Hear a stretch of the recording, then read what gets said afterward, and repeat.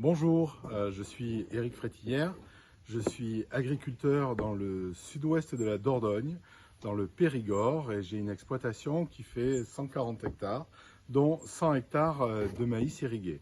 La particularité de mon exploitation, c'est depuis maintenant pratiquement 60 ans, je suis en monoculture de maïs. Alors je suis en monoculture de maïs tout simplement parce que je n'exporte que les graines, qui d'ailleurs servent à l'alimentation des produits d'excellence du Périgord, comme le foie gras pour le gavage des canards, des oies et également les poulets labellisés et le jambon. En fait, je peux faire cette monoculture parce que j'enfouis l'ensemble des résidus de récolte, les fanes, les spattes, et je le réenfouis dans le sol, ce qui permet que ça réalimente mon sol et les exportations ne sont donc que très très faibles. La particularité de mon exploitation, c'est que les sols sont des boulbènes argilo-battants.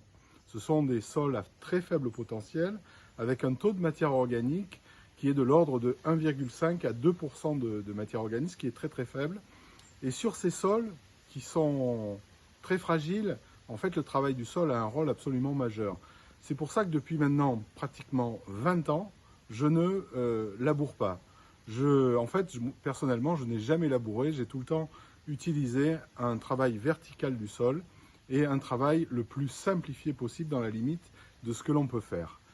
Donc, en plus, le gros intérêt de ce travail simplifié est à la fois l'augmentation de la séquestration du carbone dont on parlera tout à l'heure, mais aussi le développement de la vie du sol. On le sait, il y a de nombreux vers de terre qui sont ainsi préservés, mais aussi des mycorhizes, des bactéries et toute une vie souterraine qui est absolument importante et majeure. Je vous parlais de la séquestration du carbone. Le maïs capte 4 à 8 fois plus de CO2 qu'il n'en émet. Donc c'est une plante d'autant plus intéressante qu'elle est irriguée, puisque à ce moment-là, la biomasse est beaucoup plus développée et donc elle permet encore d'augmenter le stockage du carbone. La séquestration de ce carbone est un enjeu majeur de demain auquel toutes les exploitations vont devoir répondre, puisqu'on le sait maintenant, dans le sol, c'est là où tout le potentiel de séquestration est fait. Depuis maintenant quelques années, j'améliore encore mon système avec des cultures intermédiaires.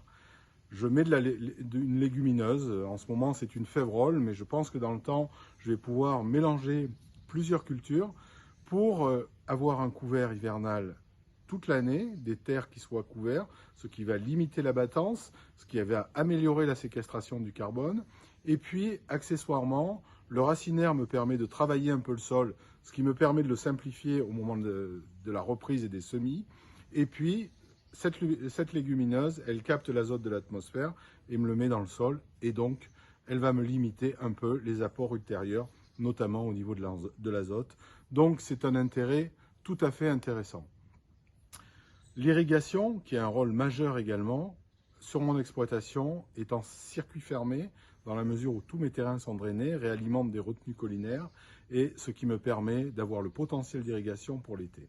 Je crois que mon exploitation répond aux enjeux majeurs du XXIe siècle, de demain, à la fois l'atténuation du changement climatique par le stockage du carbone et le développement de la biomasse et la production de maïs qui en fait partie, et puis la gestion de l'eau qui va être un des enjeux également majeurs et ce qui va permettre à mon exploitation de répondre parfaitement aux enjeux de demain en termes de changement climatique et de gestion de l'irrigation.